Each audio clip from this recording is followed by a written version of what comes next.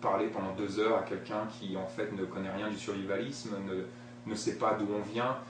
Je m'aperçois en fait beaucoup avec les médias qui ne sont pas informés à la base, c'est-à-dire que tu peux leur parler de concepts, généralement le sujet qui va fâcher ça va être les armes, mais ils peuvent commencer à parler du sujet des armes à feu sans même savoir la différence entre une 22 long rifle et une 30-06, entre un fusil de chasse et une arme de poing. Enfin, je veux dire, des fois on parle à des gens qui ont quand même une culture de la préparation, de l'anticipation, du survivalisme, même de la résilience, de l'autonomie. Je suis sûr qu'il y a beaucoup de gens qui sont beaucoup plus cadrés vers l'autonomie, tournés vers l'autonomie, et tu parles à des gens qui sont extrêmement quand même, généralement c'est des urbains, des gens qui vivent à Paris, donc c'est vrai qu'il y a un décalage, et je m'aperçois en fait qu'avec les médias c'est beaucoup une question d'être très clair sur le sujet, mais en même temps de faire un travail d'éducation en même temps que l'interview, donc c'est vrai que c'est assez complexe.